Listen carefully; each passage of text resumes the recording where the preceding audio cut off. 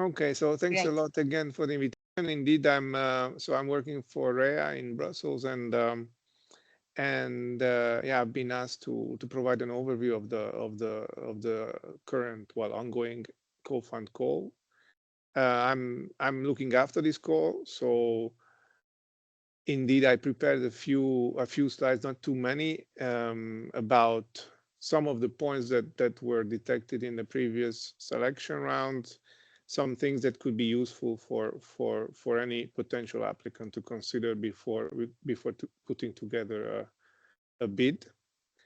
Now, I think many of you are familiar with the scheme. I mean, it's been going on for already 3 framework programs, if I'm not mistaken. So okay, there have been quite a number of tweaks along the way, but already the one on Horizon Europe, we are in 25. So yeah, I'll still try to be useful and point out some of the issues that could be useful. So very, very briefly about the scheme itself. So, well, it's a Marie Curie scheme. So it's basically about, as all the other Marie Curie schemes, about researchers training and career development through the international mobility and also intersectorial and interdisciplinary mobility. The COFUND in particular is about supporting national, regional, or institutional schemes for doctoral or postdoctoral fellowships. And the main, let's say, policy objective is to export HR selection and recruitment best practices from what the MSCA research community or the Commission considers as the highest standards to all the different applicants and regions and member states. Okay, this doesn't move. Now, yeah. So the modalities of the scheme, I mean, we have 2 tracks, doctoral and postdoctoral for the time being, and the applicant it must be a single beneficiary, either established in the EU member states or an associated country. And the beneficiary can come from either academic or the non-academic sector. I mean, again, these notions or these terms, I'm sure most of you are familiar with. They are also applicable in other Marie Curie schemes. And then the explanation, you can see it on the slide itself. So the typical programs, what we have, I mean, one type of project would be a hierarchical structure, which means that we have one kind of like a research funding organization, a ministry, or any sort of body that is mandated to fund schemes, fellowship or doctoral schemes. And so this would be a beneficiary, and this would be kind of the administrative responsible, but the actual recruitments would be done by implementing partners, in this case, different universities. So that's one typical setup. Another would be what we call horizontal, where you have one beneficiary, university number 1 in this slide, and then in this case, this university would be also in recruiting or employing researchers, and also engaging other implementing partners. And finally, there are also examples that we have when we have one single entity taking care of everything. So acting as a beneficiary, but also recruiting and not involving any other organizations. Now, apart from the beneficiary, which, as I said, it's a single entity, the COFUND, in COFUND, you can have implementing partners and associated partners. Well, implementing partners are basically, these are entities. They can be any entity that are eligible for funding according to the work program of the Horizon Europe. But typically they are EU and associated countries, and they are kind of like third parties. So they implement the program by employing researchers. They can also do training, provide training, or host secondment, and they can also get money from the EU contribution. They don't claim anything. They get their EU contribution via the beneficiary. And similarly, they can also provide their own resources to the project itself as well. The other type of partners are the associated partners, which are basically organizations can come from anywhere in any country. There are no limitations at all. And these are partners that do not recruit anyone, and they only can benefit financially only from the part of the so-called institutional part of the unit cost. So this we will see later on. But they are typically ones who are, again, hosting secondments or providing trainings. Actually, I mean, in the meantime, I don't see anything now. Only my only slide. So if in the meantime you have or any questions come up in the chat, Dagmar, can you please then let me know, because I don't see the chat Yes. box. There are no Okay. questions I mean, yet so far, so maybe yeah, okay. maybe later on. Yeah, Okay, I will Yeah. tell if there are any. Yeah, great. Okay, so now some really important, again, I mean, for many of you probably these are already familiar and straightforward, but again, even looking at the last round of selections, I mean, it has not always been the case. So when you prepare a project, you have to really focus on you have to be compliant with the scope. So the program that you put forward must concern a doctoral or postdoctoral program. In terms of funding limit, I mean, you can have maximum 10 million per beneficiary per call in either of the two tracks. I mean, collectively, so the two tracks together can go up to 10 million, what I wanted to say. The duration limit is for fellowships is a minimum of 3 months, and the program can go up to 60 months. But what I have also seen is that mostly, I mean, 90% of the grants end up being 60 months because of the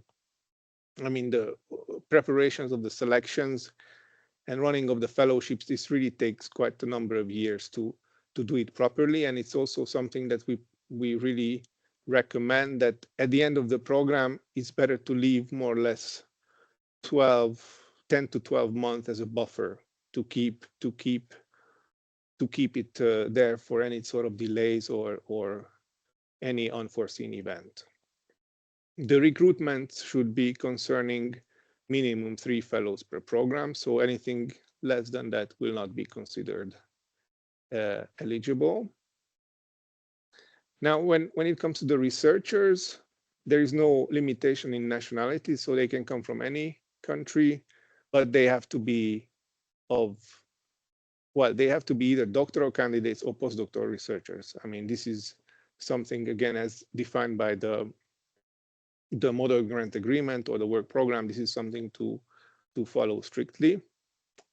When it comes to the contractual conditions, in, let's say, the vast majority of the cases, what we want to have them engaged via a full-time employment contract or something like an equivalent direct contract with full social security, both. There is also an option which is called fixed amount fellowship, but these are really exceptional, and these are only in situations where the national legislation, for whatever reason, doesn't allow for the employment contracts. And this would then, of course, also trigger our contribution to go down to 50%. Now, the project and the recruited researchers and the candidate, they should work on the project. They should get a full-time contract. And also, when having this full-time contract, they have to focus 100% on the COFUND project.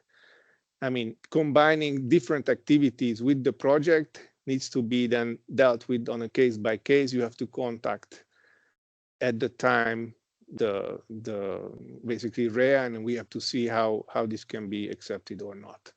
But from the outset, at the application stage, I mean, you have to really plan your recruitments to be full-time, and also the candidates working on the project 100%. Yeah, I mean, the mobility rule, as again in any other Marie Curie scheme, this is crucial. This needs to be well documented already at the application stage. You have to commit yourself that all these recruitments will be compliant with this. And the only particularity here is the reference time is the call deadline of the co-funded program. So not the recruitment of the fellow, but the co-funded program's call deadline. And yeah, this is something that you need to spell out very clearly already in the application as well. Now, when it comes to the overall selection and recruitment, this is, as I said in the beginning, this is kind of the essential part of the COFUND.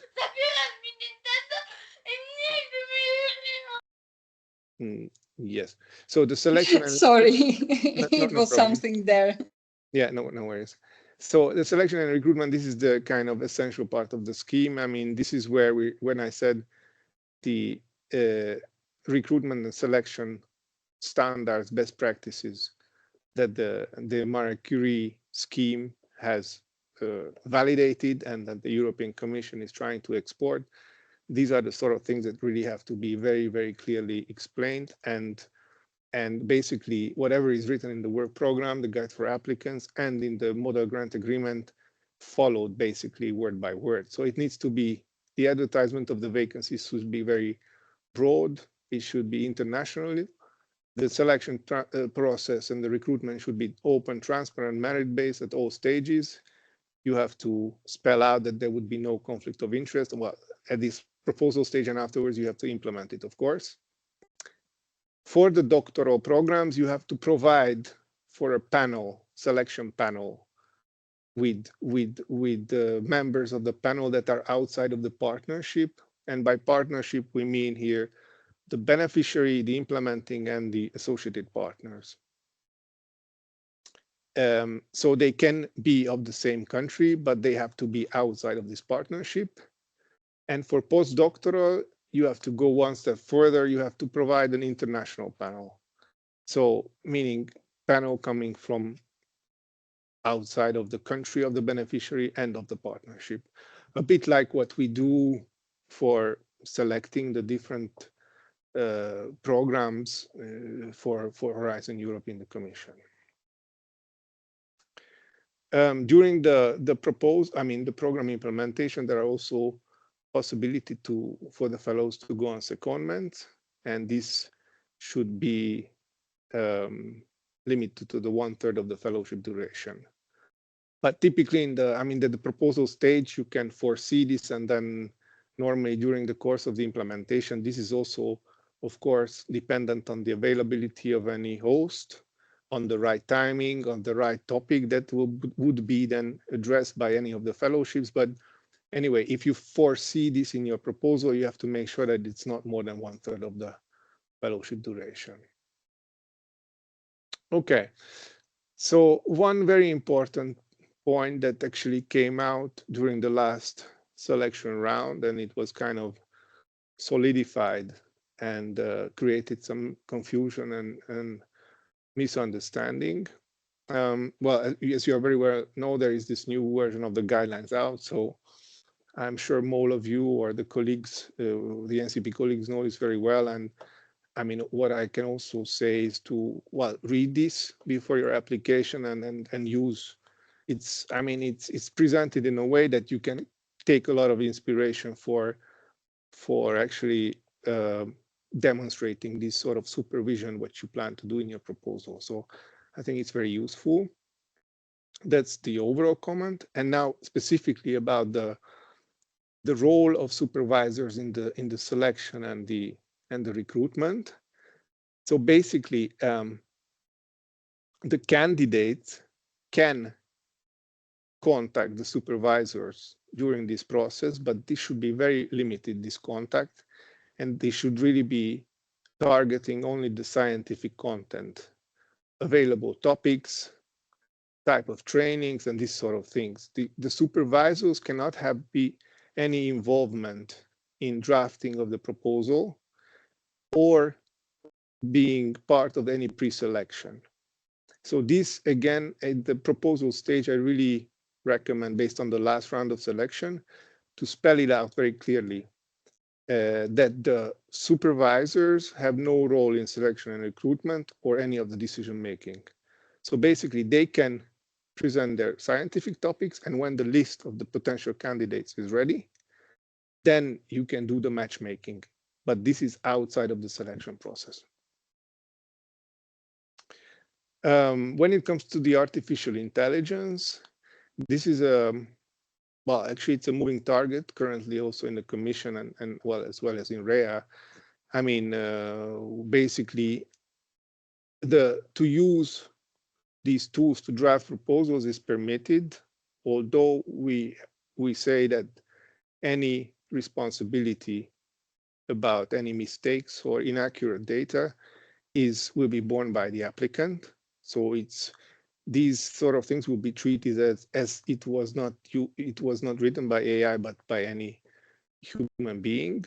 And what we're saying is that for the COFUND recruitment process, so in your grants, when you present the recruitment and selection process, no AI should be used at this stage. Okay.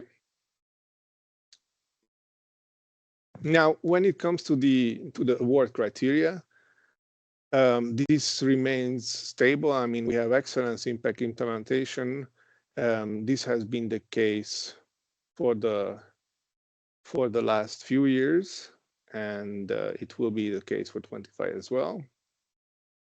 The EU contribution, I mean, as all the Marie, well, not all, but I mean, most of the Marie Curie schemes, the financial scheme is reimbursement of eligible costs based on a unit contribution, which I'm sure many of you are familiar with. So this is kind of a predefined rates, which are supposed to cover certain type of costs. And all of these costs are predefined and calculated based on historical data. Now, what we pay for COFUND is a kind of a complete unit cost covering all the items. So we're talking about researchers' costs and institutional costs together. For doctoral programs, the rate is 3,300 euro. For postdoctoral, it's 4,700 euro. If I manage to move this, but I don't.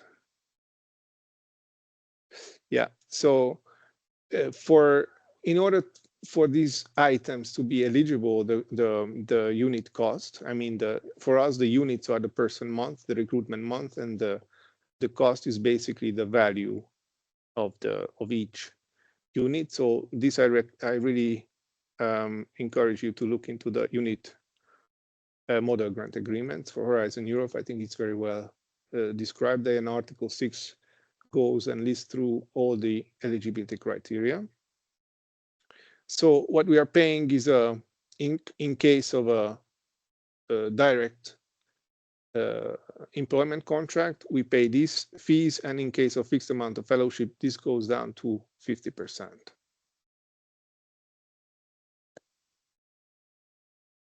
Okay, so in the project, when you present the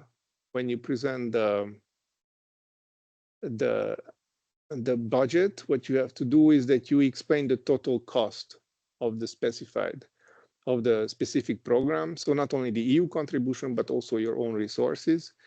And why is that? Because based on that, the experts will be able to judge what are the finally the conditions that the researchers or the candidates can benefit from. And there is a very important stipulation. So in order to avoid underpayment, the work program defines a minimum thresholds, notably the minimum monthly gross remuneration and the mobility cost has to be at least 3,300 for doctoral and 4,700 for postdoctoral candidates. Of course, it's not a coincidence that these are the rates that we are also putting as own resources. So we want to make sure that the amount that the Commission pays, at least that ends up in the pocket of the researcher. Of course, complemented by the own resources. And this, in case of a fixed amount fellowships, would be then halved. so 50%. Now, when it comes to filling out the budget table in Part A, so I mean, this is in the SAP submission system, you will see that you can list the different participants, but you can actually only list the beneficiary and associated partner. So the implementing partners are not possible to be inserted in Part A. Therefore, when you put in beneficiary under own resources, you must encode the own resources coming from the beneficiary itself. And under financial contribution, this is a different column, you can put the contribution, if any, of the implementing partners. Then once you are done with the beneficiary, you can list the associated partners. So let's say in this slide, it would be the second, third, and well, depending on the number. And here, if you have any contribution from the associated partners, then this needs to be inserted under financial contribution. So at the end of the day, you will have two columns, which will sum up, let's say, the full package of own resources for the COFUND grant, and this will be translated or mirrored also in the Part B1 part of the budget. We will see this in the other slide, but here you can see that in Part B1, we have a table 1.1. It shows EU contribution, but then own resources only in one column. So it doesn't differentiate between whether it comes from associated partner, beneficiary, or implementing partner. So this is the Part B1 table that I'm mentioning to you. So here you will have only one, and this is where you have to insert. And then on this table, well, the important is that we have the rates, and basically these two amounts. I mean, the table is a bit misleading; it's not the most intuitive, but the idea here that these two figures, depending on the doctoral or postdoctoral fellowship, this is what we provide. So ideally, this should be as a total amount here, either of those. And then it's up to you to split this amount under the different sort of cost categories. Knowing that, of course, if you add up this and this row, you have to be compliant with the minimum conditions that I said before. So these 3,300 and 400, I don't know if it's clear, but normally the legends will make it self-explanatory on the table. And then, of course, the own resources, you are free to contribute in whatever cost category you want. Okay, no questions still? No. Okay, perfect. Maybe at the end we will see. Okay. So, I mean, on top of the standard allowances, you can also, upon request, but this is more during the course of the implementation, you will see the type of candidates that you will engage. You can go for a long-term leave allowance if the person in question is out for more than 30 days, and also special needs allowance, which is also, it's a contribution to some special needs item and services. But again, a priori, this you cannot know whether this will be relevant for your grant or not. So when it comes to the COFUND project, if you don't mind, Josef, I will stop you here for a while because we have probably a question. So just be back in the budget. So please, Piotr. Hi. So it's back about the supervisors, actually. Yeah. So you mentioned there was one point there that was mentioned, which is that the supervisors don't take part in drafting proposals. Yeah. Now, do you mean the proposals of the fellows when they're applying for the? Yeah, but that's actually, I mean, I understand where this is coming from, but it's very difficult to actually check or track, right? Because most people, when they're applying for a postdoc of this kind, where you have to submit a whole proposal, if they're smart, they will try to contact actually the person they're going to and sort of ask them, you know, what sort of things are sensible to write here. Yeah, I mean, well, what we put here forward is, I mean, what is the expectation, and what reality is, there's another thing. And I mean, many of the things that are presented in these proposals, of course, are, I mean, we trust it's going to happen. And if, I mean, we have no means to verify each and every step. But what I can tell you is that, I mean, the contrary, if the proposal doesn't make it clear, or during the project implementation, there are any kind of suspicion that there was an involvement of the supervisor, and it comes to our attention, then there would be some consequences. So that's much I can tell you. I mean, yeah. Right. I mean, it's a bit up to your judgment. I mean, yes, you can do many things. We will not know many things or everything, but if it comes to our attention, we are obliged to act upon. I mean, that's what I'm saying. And also in at the stage of the proposal writing, I mean, I'm talking about the COFUND proposal. What is the ideal scenario is what is described more or less in this slide. And also, actually, about this, we put also some additional paragraphs in the guide for applicants. So, yeah. I think this is to be followed. This is the ideal scenario. And again, and then let's see what happens. But yeah, if the project is selected and then we see that this is not complied with, then again, we have to act upon it. I see. Yeah, that makes sense. But just a second question following up. So for the COFUND proposal, so one can imagine that one would gather potential projects that could be offered. So that would obviously be in contact with, say, people from the institutions and from the associated partners who would say what they can actually work on, right? But this is not a problem, I understand. That's not the proposal part. No, I mean, the supervisors, they can, of course, present what are the different topics that they would offer that the fellows or the potential candidates can study or work on. So that's okay. It's more about if there is a certain fellow who decided which topic to apply for and then would go to the supervisor, and the supervisor would then support the fellow to actually present his or her research project. Like, I see. That's the scenario to be avoided by all means. Yes, that makes sense. Okay, thank you very much. You're welcome. Okay, we have also one question about the budget. Yeah. So it's more about confirmation of what was said. So the question is, so the cost for doctoral COFUND is up to 3,300 in a total from MSCA, and also minimum for gross and mobility total independent on how much from MSCA and how much from beneficiary. So basically the 3,300 we pay based on an eligible recruitment month. The eligibility conditions of these recruitment months are listed in, among other places, in the model grant agreement for unit costs. So there are certain criteria that you have to be compliant. So we pay this. Now, in the grant that you present to us, you can say that the 3,300, all of it will be, well, it's allowance here, but it's kind of like remuneration. I mean, it's a bit, the whole thing would be the COFUND allowance, and then part of it is remuneration. So you can spend it all on direct remuneration to the fellow. You can spend 300 on mobility.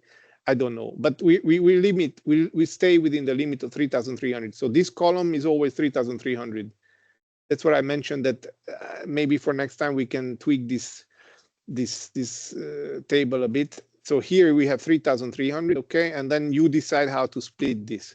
But you have to keep in mind that if you leave a very small amount here, you will not be able to comply with the other criterion, which is that this row plus this row together has to be at least this. You see what I mean? So if you put all the 3,000 here and you only have 300 euro there, then it will be, I mean, then you, from your own pocket, you have to put 3,000 euro to be compliant with the minimum rule. That's the point. I don't know if it's clear. But yeah, it seems it's clear because we had the like. So, okay, but yeah, ideally speaking, I mean, this amount, I mean, is to support the researchers' remuneration. So, I mean, it's very rare. The scenario that I explained is a very extreme one. We have, I mean, I personally have seen projects where either all the full amount remains in this first row, let's say, and then they do mobility from their own pocket, or maybe it's split into 90% here and some here or something like that. But yeah, and because these two, so mobility and remuneration, gross remuneration, has to be at least those figures that I mentioned. Where is it here? Well, actually the same as, or happens to be the same as the EU contribution rate. Yes, the question was probably it was because of the same figure or number. Yeah. Mm-hmm. Okay, thank you very much. Yes. So I think we stopped here in the template. Yes. Proposal template. I mean, again, it's quite the standard one. There has been no real changes there. Part A, you have to go to the system and you have to. It's in submission, so you go. The beneficiary has to submit everything. I mean, it's a single beneficiary, a single participant which has the access to that. And as I showed you in the budget, so you list the beneficiary. I mean, the beneficiary is listing itself, and then the associated countries. The implementing partners are not listed, not encoded in the part A, and therefore their contribution should be presented under the beneficiaries role.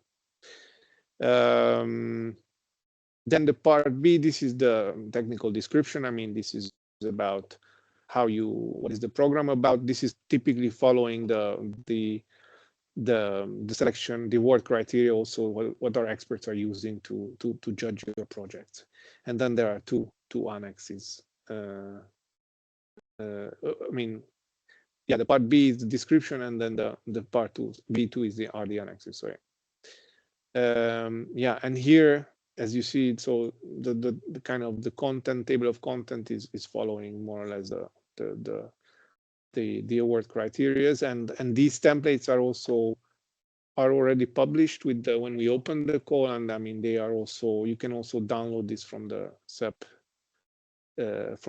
tool when you prepare your public proposal. I mean, yeah. So part B2 are the annexes. I mean, here you have a section on analytics, you have a section on the partner organizations. You have to both list the implementing and associated partners, and there's a novelty that you don't need to provide the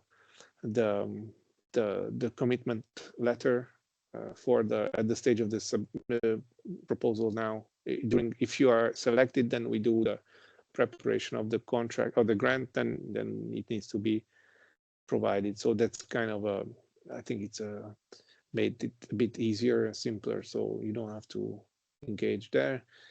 And I mean, this section number 6 is not being judged by anyone. I mean, it's more about, yeah, you can present as at your own convenience.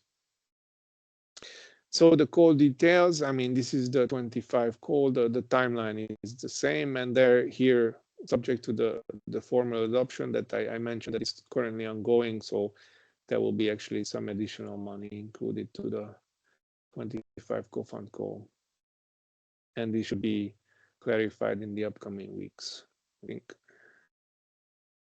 Okay, then finally, Dagmar, you asked me to provide some statistics on the 4 countries.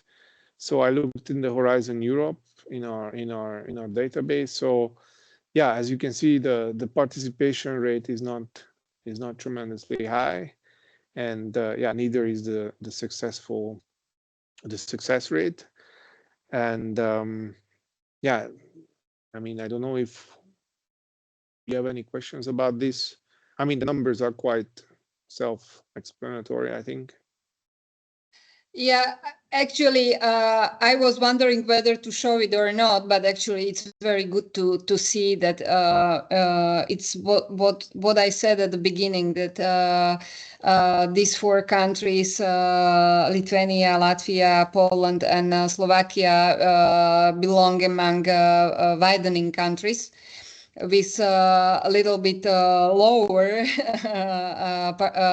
participation in Horizon Europe program, and well, COFUND those numbers and data shows it very clearly. It's not so negative in other actions within MSCA, but well, in COFUND, yeah, that because there is this need of national resources, so maybe that was the situation or the question mark for the COFUND projects. But still, we think that it's really great opportunity to support young researchers, either doctoral or postdoctoral programs for in our country. So that's why we really wanted to have this slide even a little bit set in the presentation. So thank you.